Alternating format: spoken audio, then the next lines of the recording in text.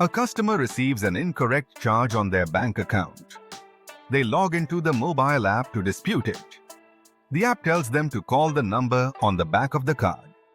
They call. They spend 11 minutes in an automated phone menu before reaching an agent. They explain the issue. The agent tells them this needs to go to the disputes team and transfers them. On hold for 7 minutes. A different agent answers. The customer explains the issue again. The disputes agent tells them the charge looks like it may have been generated by the rewards team and transfers them. 4 more minutes on hold. The customer is now 22 minutes into a call, has spoken to 3 people, explained the problem 3 times, and has still not reached a resolution. Now here is the striking part. If you walked into that bank and interviewed each of the teams involved, none of them would say they had done anything wrong. The app team had followed their protocol. The first agent had correctly identified the correct team and transferred appropriately. The disputes agent had made a reasonable judgment about routing. Every team did their job correctly. The customer had a terrible experience. This is what happens when an organization is designed around its internal processes rather than around the customer's experience of those processes. The customer does not move through your departments. They move through a single, continuous experience with your brand. And if nobody is looking at that experience from end to end, nobody can see what the customer actually goes through. Customer journey mapping is the discipline that closes this gap. Welcome to the Catalyst. This is episode 21. Today we cover customer journey mapping. What it is, how it is built, what it reveals, and how the organizations that use it systematically outperform those that manage customer experience by department rather than by journey. A customer journey map is a visual representation of the complete experience a customer has with an organization.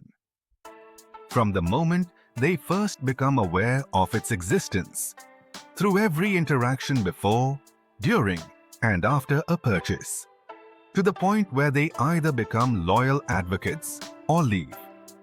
The word that matters most in that definition is experience, not process, not transaction, not service encounter. Experience, the cumulative, subjective, emotional reality of what it is like to interact with your brand across time. A Salesforce research report found that 80% of customers consider their experience with a company to be as important as the products and services themselves. Not a complement to the product. As important as the product. Customer experience is no longer a soft, peripheral concern. It is a primary driver of retention, advocacy, and revenue. Customer journey maps typically include 5 layers. The stages of the journey: awareness, consideration, purchase, onboarding, retention. Advocacy, the specific touchpoints at each stage, the actions the customer takes, the emotions they feel, and the pain points or opportunities at each moment. Together, these layers provide something that no internal report can provide. A view of the customer's reality, not the organization's assumptions about it. Most customer journeys move through 5 stages, though the specific shape varies by industry and product. Awareness is when a potential customer first learns that the organization or its product exists. This happens through advertising, word of mouth, search results, social media, press coverage, or any other channel that places the brand in front of someone who did not previously know it existed. The customer's emotional state at this stage is typically neutral to curious. They have no relationship with the brand yet, and no strong feelings either way. The organization's job at this stage is simply to be found, and to make a sufficiently positive first impression that the customer is willing to invest more attention. Consideration is when a potential customer begins actively evaluating whether this product or service meets their need. They are researching, comparing, reading reviews, watching demonstrations, asking colleagues. The emotional state is typically analytical mixed with uncertainty. They want to make the right choice and are gathering the information they need to feel confident.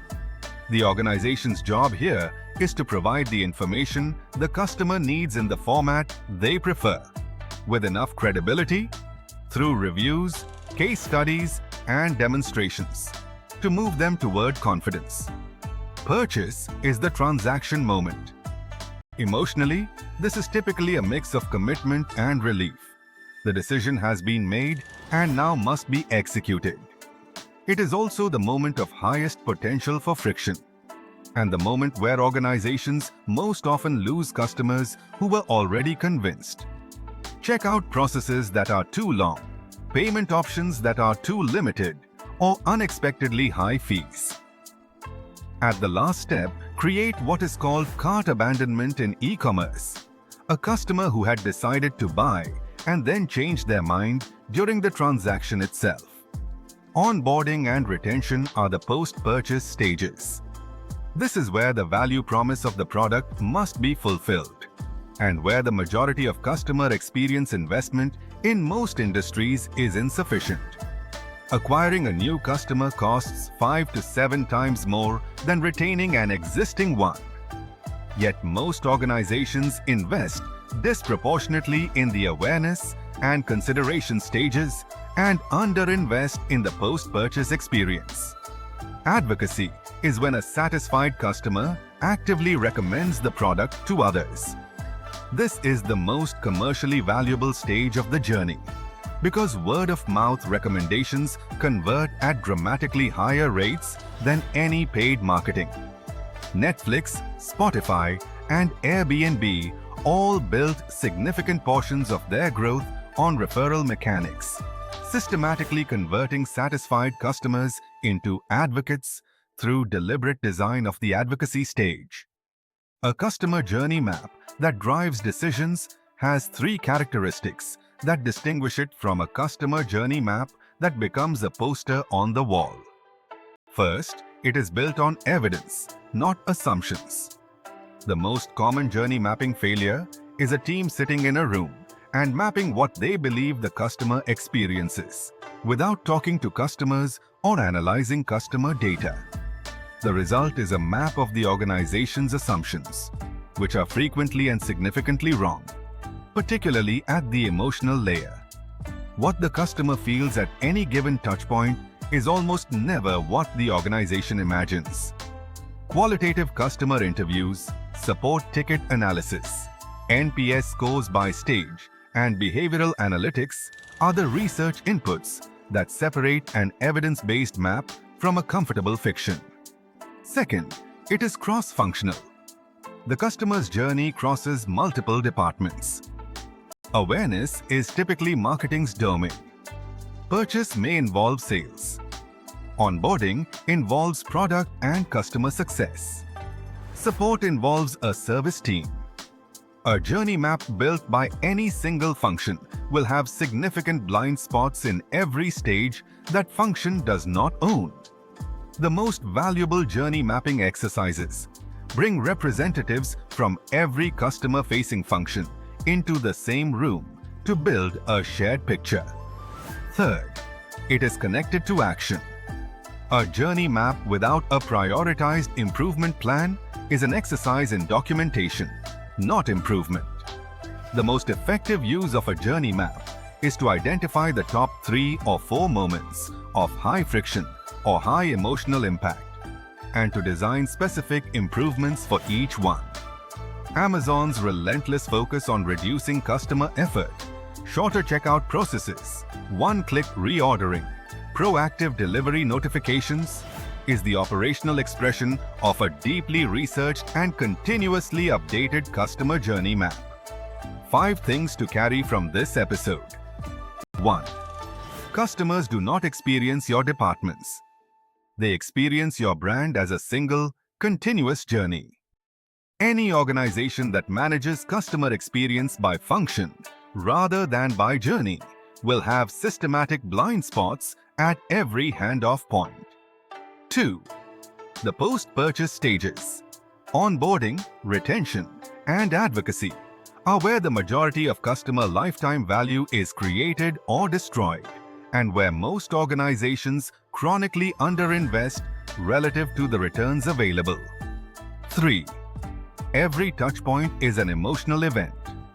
Customer journey maps that document only what customers do, but not what they feel, miss the most decision-relevant information. Friction that does not show up in transactional data shows up in churn. Map the emotions. 4. Journey maps must be built on customer evidence, not internal assumptions. Interview real customers. Analyze real support data. Map what actually happens, not what you designed to happen. 5. Your action. Pick one stage in your organization's customer journey where you suspect significant friction exists. Talk to 5 customers who have been through that stage in the past 30 days. Listen to what they experienced, not what they rated. What you hear will almost certainly change what you do. Coming up on episode 22 of The Catalyst, we cover the framework that changes how you solve problems. Design thinking. The human-centered innovation process from IDEO and Stanford School. 5 stages that move from deep empathy with the user to a tested, evidence-based solution. Why the most innovative organizations in the world build this process into how they work, and how you can apply it to any problem you face. Stay tuned.